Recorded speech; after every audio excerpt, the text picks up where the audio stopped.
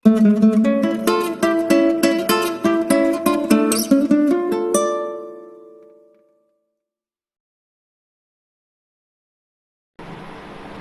Students, আশা করি তোমরা সবাই খুব ভালো আছো। আজকে আমরা ক্লাস 11-এর যে ফটোসিনথেসিস চ্যাপ্টারটা শুরু করেছিলাম সেটাই আজকের ক্লাসে কন্টিনিউ করব। তো আমরা এই চ্যাপ্টারটার থেকে আমরা একটা ইন্ট্রোডাক্টরি ক্লাস করেছি এবং তারপরে হিস্ট্রি অফ ফটোসিনথেসিস বলে আর একটা ক্লাসও করেছি। আজকে আমাদের 3 নম্বর ক্লাস। তো আজকের ক্লাসটা শুরু করা যাক। তো দেখো, আমরা পড়েছি যে ফটোসিনথেসিস অর্থাৎ সালোক সংশ্লেষ একটা উদ্ভিদের কোথায় হয়। মেনলি আমরা জানি যে পাতার মধ্যে হয়। তাহলে আমরা একটু দেখি যে ফটোসিনথেসিস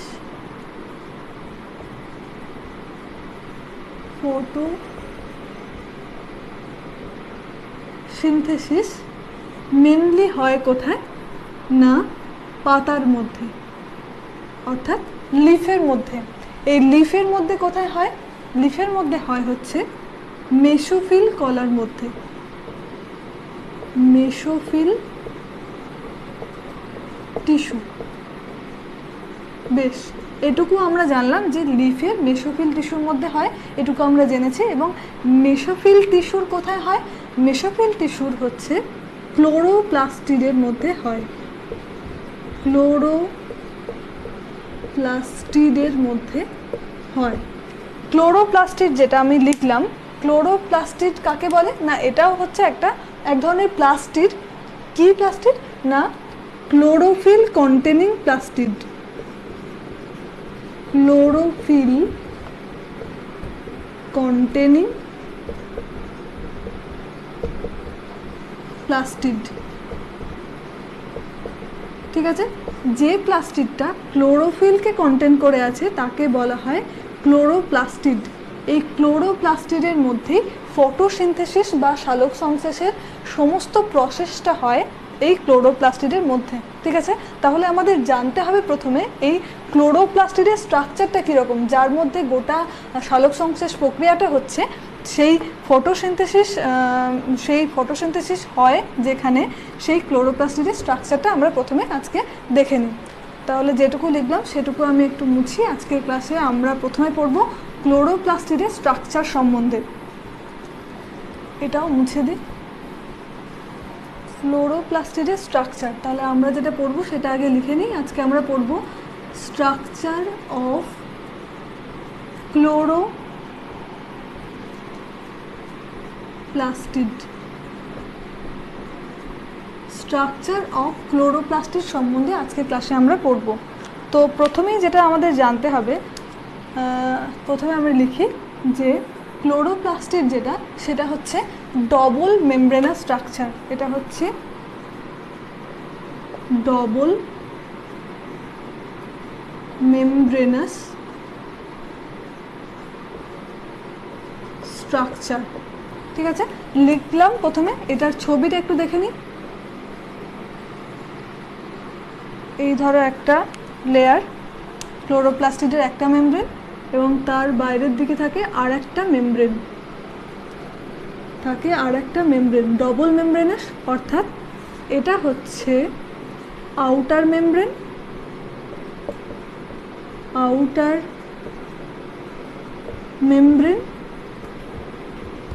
এবং এটা হচ্ছে তার ভিতরের দিকে যেটা, সেটা হচ্ছে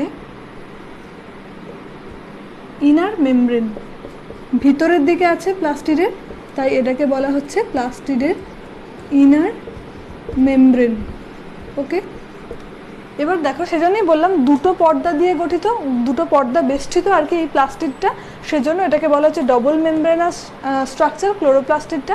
এবং এর মধ্যে যে ধাত্র অংশ থাকে, দেখতে পাচ্ছ, এর মধ্যে যে ম্যাট্রিক্স পোর্শনটা থাকে তাকে বলা হচ্ছে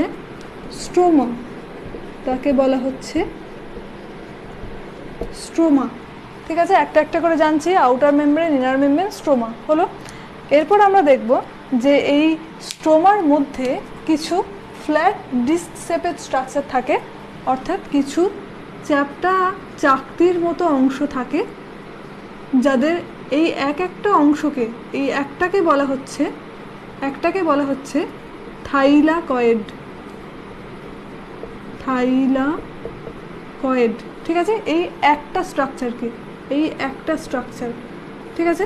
এবার এই যে পরপর এই স্ট্রাকচারগুলো পরপর মিলিত হয়ে এরকম অনেক থাকে স্ট্রাকচার, এরকম মিলিত হয়ে যে টোটাল স্ট্রাকচারটা তৈরি করছে, টোটাল যে স্ট্রাকচারটা তৈরি করছে পুরোটাকে বলা হচ্ছে গ্রানা, বলা হয় গ্রানা। বোঝা গেছে? একটাকে বলা হচ্ছে থাইলাকয়েড, এখানেও তাই, একটাকে বলা হচ্ছে থাইলাকয়েড, এবং পুরো স্ট্রাকচারটা পরপর থাইলাকয়েডগুলো যুক্ত হয়ে যে স্ট্রাকচারটা গঠন করছে সেটাকে বলা হচ্ছে কিন্তু গ্রানা, ঠিক আছে। এবারে যে গ্রানাগুলো এই স্ট্রোমার মধ্যে একটা এরকম অংশের সাহায্যে যুক্ত থাকে, যে অংশটাকে বলা হচ্ছে স্ট্রোমার মধ্যে থাকছে, সেজন্য এটাকে বলা হচ্ছে স্ট্রোমা ল্যামেলি, স্ট্রোমা ল্যামেলি, ঠিক আছে। তাহলে outer membrane, inner membrane, stroma, thylakoid, grana এবং স্ট্রোমা ল্যামেলি, এগুলো সম্বন্ধে আমরা মোটামুটি জানলাম। এবং থাইলাকয়েডের মাঝখানে যে ফাঁকা অংশটা এটাকে বলা হচ্ছে লুমেন, এটাকে বলা হচ্ছে লুমেন, ঠিক আছে। এবার আমরা দেখব যে মোটামুটি ক্লোরোপ্লাস্টের একটা স্ট্রাকচার সম্বন্ধে আমরা জানলাম, এর মধ্যে কোথায় কোন রিয়াকশনগুলো হয় সেগুলো সম্বন্ধে আমরা এবার জানবো। তো আমরা তাহলে বোর্ডে আর কিছু জায়গা নেই, সেজন্য এটাকে আমাদের মুছতে হবে, এটা আমরা মুছি, তারপর আমি বলছি বাকিটা। ফটোসিনথেসিস যেটা, সেটাকে তার মধ্যে আমরা জানি যে লাইট রিয়াকশন আর একটা হচ্ছে ডার্ক রিয়াকশন। ক্লোরোপ্লাস্টিডের স্ট্রাকচার আমরা দেখলাম, এরপর আমরা দেখব যে টোটাল যে ফটোসিনথেসিস অর্থাৎ সালোক সংশ্লেষ, তার মধ্যে দুটো পদ্ধতি মেনলি হয়, একটা হচ্ছে লাইট রিয়াকশন, আমি লিখি একটু, ফটোসিনথেসিস, ফটোসিনথেসিস, এই ফটোসিনথেসিসটা মধ্যে দেখতে পাওয়া যায় একটা কিছু হয় লাইট ডিপেন্ডেন্ট, রিয়াকশন, আর হচ্ছে light independent reaction, light independent reaction, ঠিক আছে। একটা হচ্ছে লাইট ডিপেন্ডেন্ট রিয়াকশন এবং একটা হচ্ছে light independent reaction. Light dependent reaction মানে দেখো, বুঝতেই পারছি যে লাইটের ওপর ডিপেন্ডেন্ট, অর্থাৎ লাইট ছাড়া কিন্তু এই রিয়াকশনগুলো হবে না। তাহলে এটা আমরা লিখতে পারি যে always occur in the presence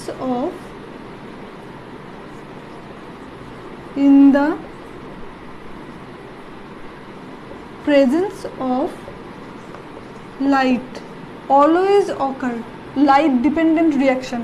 Light independent reaction যেটা, সেটা can be occur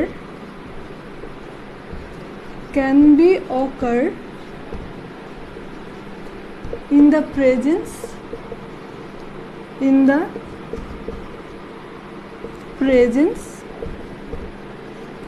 or absence of light, অর্থাৎ লাইট থাকলেও হতে পারে, লাইট না থাকলেও হতে পারে। লাইটের ওপর লাইট ইনডিপেন্ডেন্ট রিয়াকশন, ঠিক আছে। এটা হচ্ছে লাইট ইনডিপেন্ডেন্ট রিয়াকশন, এটা হচ্ছে লাইট ডিপেন্ডেন্ট রিয়াকশন। এই লাইট ডিপেন্ডেন্ট রিয়াকশন যেটা, সেটাকে এটার আরও কয়েকটা নাম আছে, এটা তোমরা একটুখানি স্ক্রিনশট তুলে নিতে পারো। এটা আমি একটু মুছছি। লাইট ডিপেন্ডেন্ট রিয়াকশন যেটা, সেটার আরও কিছু নাম আছে। লাইট ডিপেন্ডেন্ট রিয়াকশনটাকে বলা হয় লাইট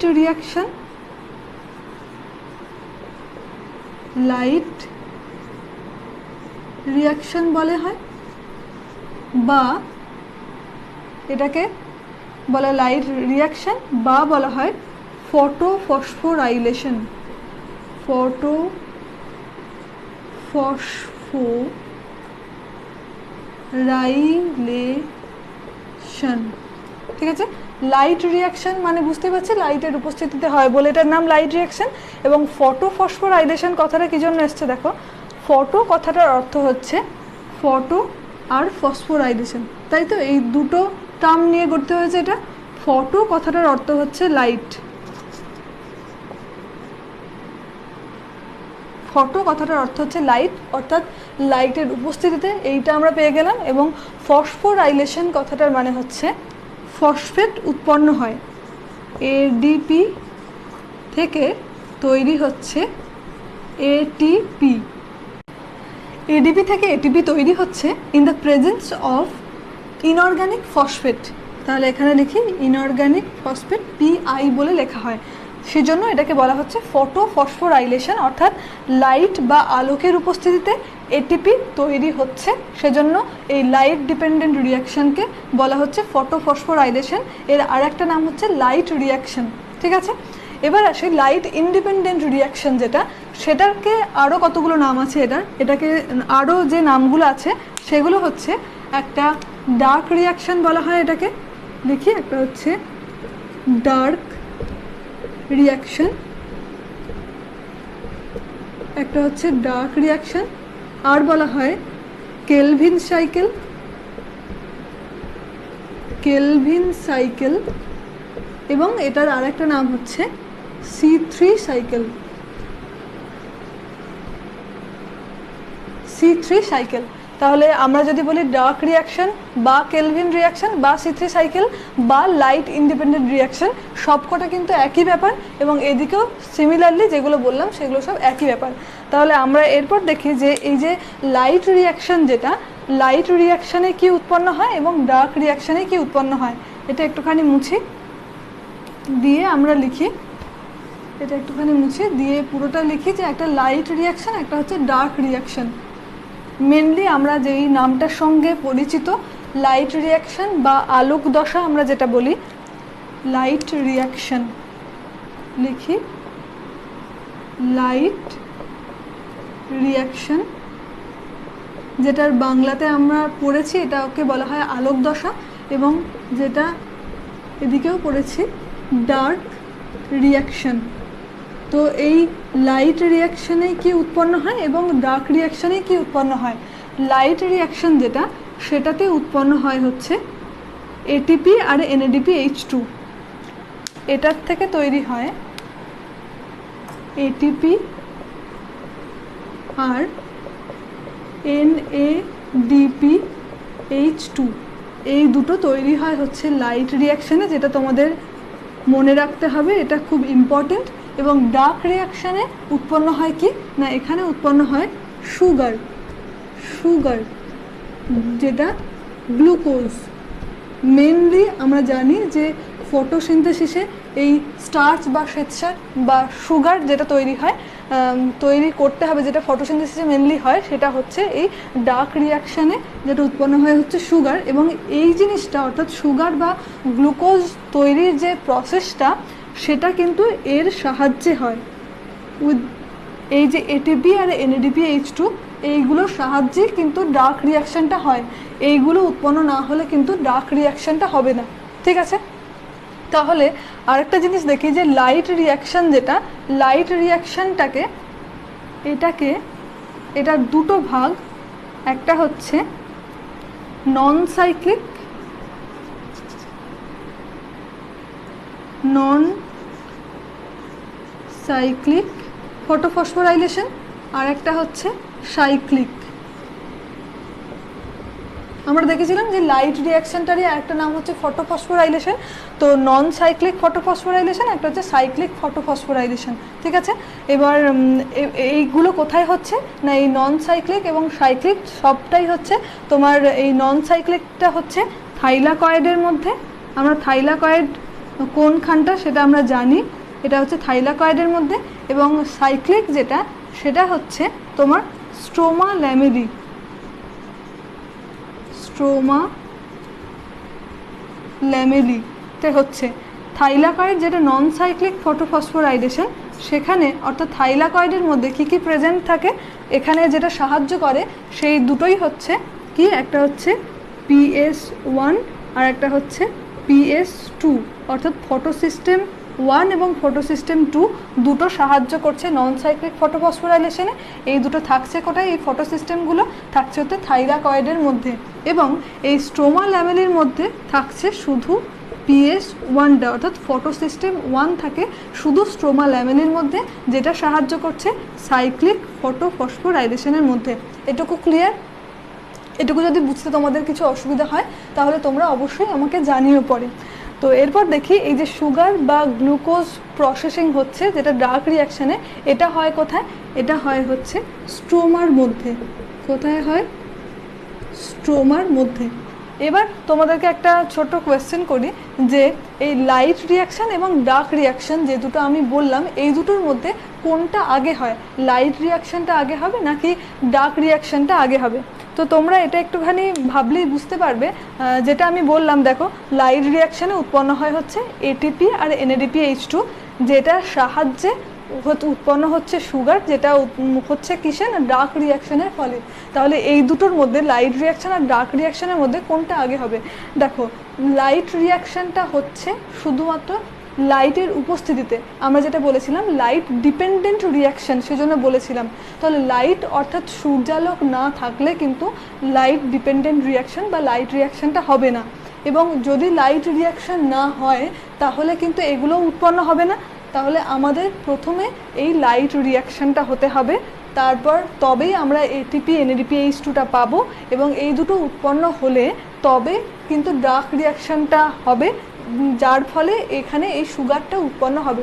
এবার দেখো ডার্ক রিয়াকশানটা তোমার প্রেজেন্স অফ লাইটেও হতে পারে, অ্যাবসেন্স অফ লাইটেও হতে পারে, কিন্তু লাইটের উপস্থিতিতে আমাদের লাইট রিয়াকশানটা তো আগে তৈরি হতে হবে, তারপর যদি এটা উৎপন্ন হয়ে থাকে আমাদের লাইটের প্রেজেন্সে, তারপর এবার ডার্ক রিয়াকশান যখন খুশি হতে পারে।